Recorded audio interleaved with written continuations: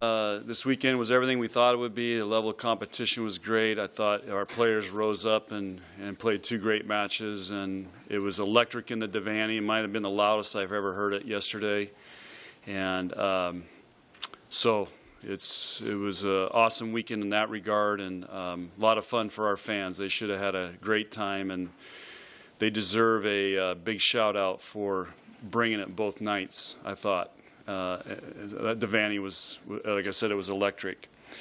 Now, before all the fans get mad at us, because Saturday night the football team plays at 6, I believe, and we play at 7.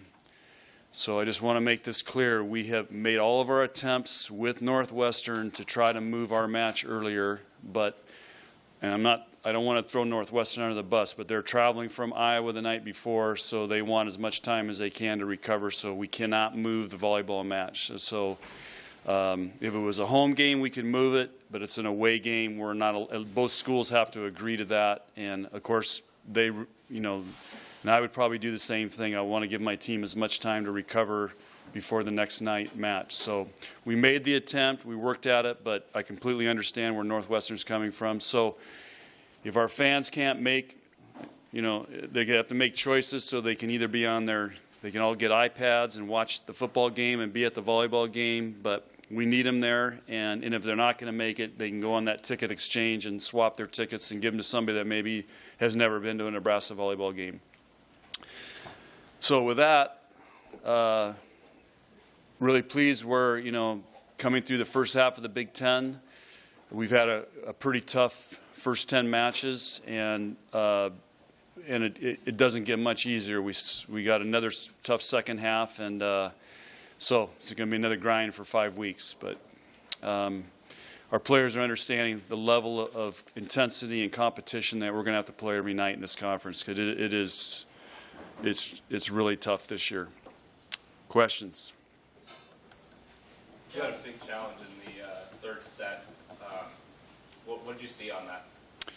Well, we gave away the first set, so it was our turn to come back and win that. But the great thing was Katie was struggling and went back and served 5 straight, I believe. And so I think there was a lot of you saw the level of belief in our team that game was not over, and they found ways to win those points, put the pressure back on Minnesota. Katie served an ace, and then we made 2 great plays to win it. So, again, I think we responded really well after giving away the first game, having the big lead. We responded really well in game 2, and we responded really well in that game 3. And I thought, even though we lost game 4, but it took a lot out of Minnesota to come back and lose that, come back and win game 4, and I think it helped us going in game 5. Specifically, that review later in that third set where the Minnesota player went under the net, what were you seeing on that play that caused you to do that challenge?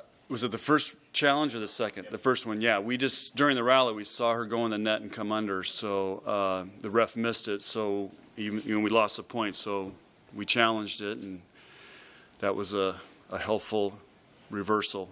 But and the same thing I thought happened on the second review. When I watched it last night on TV, it looked like we had it nailed, but I guess there wasn't enough evidence to overturn it. John, last week you talked about the weekend would have a big impact down the season when they pick the top 4 seeds. How big impact did this weekend have? Well, it keeps us in the hunt, and we've got by the way, I'm not going to get in trouble by the Big Ten for talking about that challenge, am I? Okay. I don't want to get fined. It keeps us in the hunt because you want significant wins over teams that are also in position. I mean, these are 4 of the top. I think Wisconsin going in was number 1 in the RPI. I don't know if we were 2 or 3, or Minnesota was 2 and we were 3. So those are significant wins over top RPI teams. Texas is up there too. So you want to have those wins because those are all the teams that are battling to host this regional. But we got a lot of volleyball left to go, and we've got to get some more wins. And the good thing is we have opportunities to do that. Again, I go back to what's interesting is what are these teams that aren't playing top 5 teams every week? How are they going to justify their strength of schedule and so on? So it's going to be interesting to see how this RPI all turns out. But I mean, right now you could say top 4 teams in the Big Ten could host regionals. I mean, that's how strong these teams are, and but you can't worry about that right now. We just got to worry about taking care of business, and it's Illinois next. You said playing top teams like this, Minnesota, Wisconsin, can both show you areas where you're really strong and also highlight some things you need to work on going into the second half of the Big Ten schedule. What did you learn as a coach from this weekend? Well, we learned that we've got players that can step up if other players are struggling, and Katie and Andy were struggling a little bit, and the middles took over the match, so that was good. We learned that I think defense is always something that is going to win you matches, and we held Minnesota, who's hitting over 300 in the Big Ten, to I think 158 or something like that, and we made plays when we needed to. We also, I think Minnesota's a very good defensive team, and I think we got a little frustrated, so we've got to understand about how to make better shots and control that part of it and not swing into their block. I learned that we can probably cover better. Minnesota was an excellent team in covering, and but we got a lot of things we can still work on, and but you learn a lot in those matches. We let Minnesota swing out of a couple out of systems. They tipped and rolled out, and they should have never got those down. So we got some stuff to work on and continue to get better. I didn't think we served great because I think we were, when you start bombing balls in the bottom of the net, it gets everybody tentative, and we've got to continue to have an aggressive mindset serving. So there's a lot of takeaways, but it was a great team win, and I think that might be the biggest takeaway for our team is they know they can win matches as a team and not rely on one player carrying us. What was your thought on Justine's play, especially yesterday? She was, the whole weekend, she was phenomenal. And everybody asks why. Well, her mom came into town. Her mom doesn't get to see her very often. Her mom's a teacher, and it's hard for her to get here. And, she's very close with her mom. Her mom's the one that drug her to the beach when she was a little kid. And so I think she was very inspired. And as we say, she had a very strong why to play well this weekend, and her leadership on our side of the net and keeping us together was exceptional. Sean, you mentioned that this weekend was fun for fans. How much fun was it for you? Volleyball and this year team. Yeah, it's everything at the weekend I thought it would be. I mean, the electricity. It felt like a Final Four. The energy of the crowd, the level of play. I mean, it's awesome for volleyball, And then, the other thing, Kevin, we had 3 teams back, seeing all these former players, and I talked to that 86 team. I mean, here we are in a state of 1.8 million people.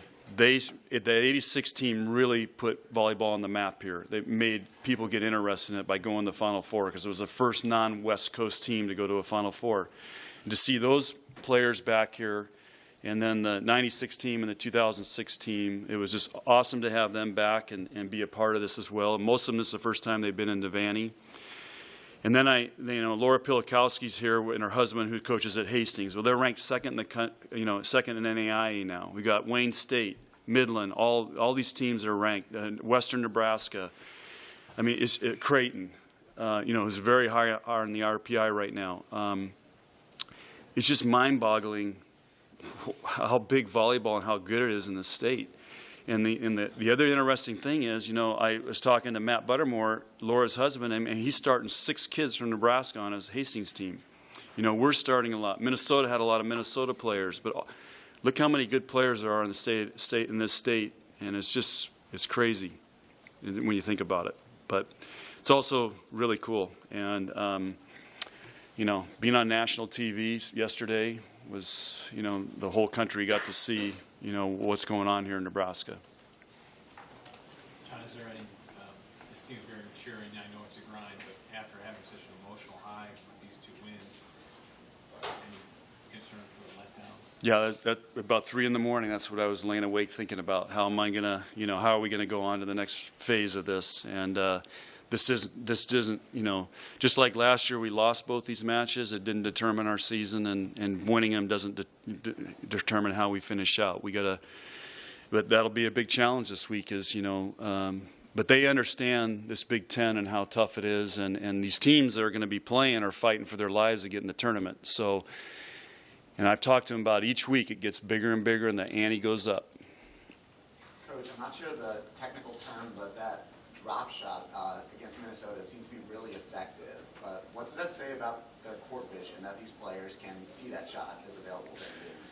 Yeah, it's called a tip, and the way Minnesota plays defense and tries to cover it, they have their off blocker come all the way across and try to get it. So they're challenging you to tip it because they think they can get it. And Michaela and Katie both did a really nice job, and so did Brianna, of finding those spots. And we prepared for that, and be interested to see if Minnesota adjust next time we play them. But it was an area that you can expose them a little bit if you can execute, and we did a really good job of that.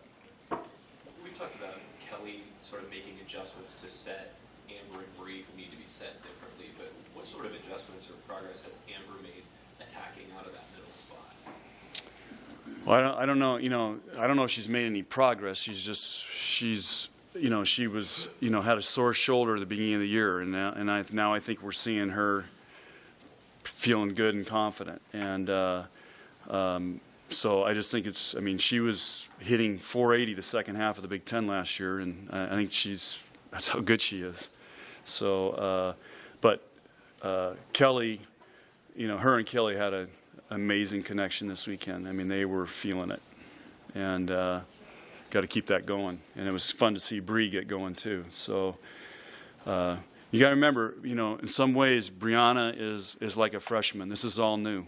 I had coffee with Andy Malloy this morning. I said, you probably played in yesterday's match probably more people than she did maybe in her career at Baylor. Fans. And so you got to remember, this is all new to these guys, and these are big matches. They're not used to playing top 4 teams, back to back in a weekend. And so they're still trying to figure things out a little bit, and it's good to see her have a breakout. Final questions? Okay. Thanks, you guys.